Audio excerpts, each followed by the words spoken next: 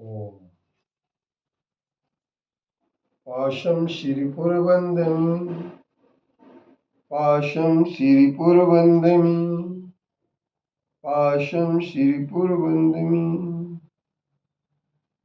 पत्रं यत्र विहायसि प्रविपुले स्थातुं क्षणं न क्षमं तत्रास्ते गुणरत्नरोहणगिरियो देवदेवो महान् चित्रं नात्र करोति कस्य मनसा दृष्टा पुरे श्रीपुरे सश्रीपाशजिनेश्वरो विजयते दिग्वाससां शासनम् पत्र टिके न जहाँ अधर में गुण रत्नों का गिरिवर हो कितना विस्मय किसे नहीं हो चलो देख लो शिरपुर को देवों के भी देव पार्षजिन अंतरिक्ष में शांत रहे युगों युगों तक दिगंबरों का जिन शासन जयवंत रहे जिन शासन जयवंत रहे। किसी अच्छे नेता के लिए, लीडर के लिए सब जहां आत्मविश्वास आवश्यक होता है, निर्मल विश्वास आवश्यक होता है, वहीं उसे लीडर बनने के लिए उसके अंदर विनयशीलता भी आवश्यक है। आज हम नेतृत्व की दूसरी बात बताना चाहते हैं। वह बिंदु है हमारा विनयशीलता। विनय महाधार है जो प्राणी शिववंता की सखी होता है। विनय जो धारण करता है वही मोक्ष की प्राप्ति कर देता है।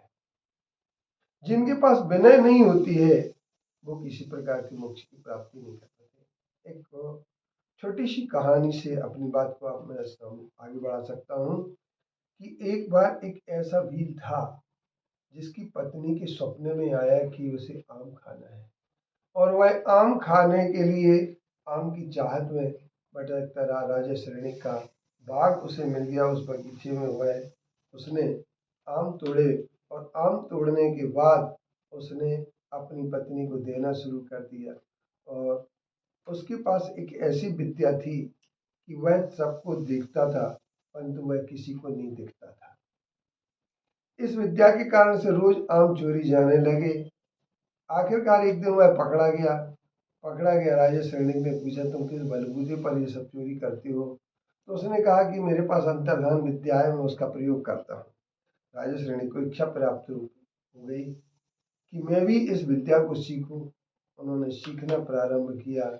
नीचे बैठता था भील, ऊपर राजा बैठता था, लेकिन किसी प्रकार से विद्या सीख नहीं पा रहे थे। जरा सी भी उनके लिए विद्या समझ में नहीं आ रही थी। एक दिन अभय कुमार जी से जब चर्चा हुई तो अभय कुमार जी ने आकर के देखा कि मैं आपकी उस विद्या सिखाता उस भील को देखूंगा। आया, उन्होंने देखा भील बहुत अच्छी विद्या सिखा रहा है किंतु आ क्यों नहीं रही। तो उन्होंने कहा कि आप राजन नीचे बैठिए और गुरु को ऊपर उठाइए, आपको विद्या आ जाएगी। ऐसा परिवर्तन जब किया गया तो उस परिवर्तन के आधार पर ऊंचे जब भील बैठा और राजा श्रेणी नीचे बैठे तो विद्या फटाफट राजा श्रेणी के दिमाग में आ गई। तब ये बात सिद्ध हुई कि सचमुच में ऊंचे बैठ करके विद्या ग्रहण नहीं की जा सकती है, विद्या ग्रहण नीचे बैठ करके की जा सकती है। कुछ लोग एक बात सोचते हैं कि अगर कोई डाकू आ जाए तो वह डाकू गला दबाएगा तो व्यक्ति को धन देना पड़ेगा, लेकिन यदि किसी से विद्या लेना है तो किसी का गला दबा करके आप विद्या नहीं ले सकते, उसके पैर दबा करके ही विद्या ले सकते, ज्ञान ले सकते। ज्ञान और विद्या, विद्या ददाति विनयम विनयम ददाति पात्रता पात्रता धनमाप्नोति धनात् धर्म। विद्या से विनय आती, विनय से पात्रता आती, पात्रता से धन आता, धन से धर्म होता है। ये हमारे यहाँ शिक्षा दी गई।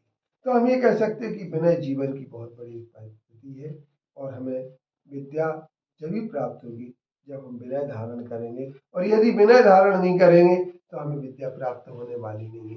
परंतु बहुत सारे लोग विनय को धारण किए बिना, देव शास्त्र गुरु की विनय किए बिना भी विद्या को प्राप्त करना चाहते हैं और वह विद्या प्राप्त नहीं हो पाती है और परिणाम सामने ये आता है कि व्यक्ति बहुत कुछ करने के बाद भी सीख नहीं पाता है। तो आओ हम अपने घमंड को छोड़ें मत को छोड़ें, विनय धारण करें और एक अच्छे नेता बने, क्योंकि दूसरे की बात वही सुन सकता है जिसके पास विनय होगी। जिसके पास दूसरे की विनय बात सुनने की क्षमता नहीं है, वह कभी अच्छा नेता नहीं बन सकता है। अच्छा नेता बनने के लिए किसी की बात सुनाने की अपेक्षा सुनना भी पड़ती है, लेकिन कुछ लोग सुनना नहीं चाहते हैं, सुनाना जानते हैं और ऐसे लोग फेल हो जाते हैं, असफल हो जाते हैं। इसलिए अच्छे नेतृत्व के लिए आवश्यक है कि आप जो है ना विनय को धारण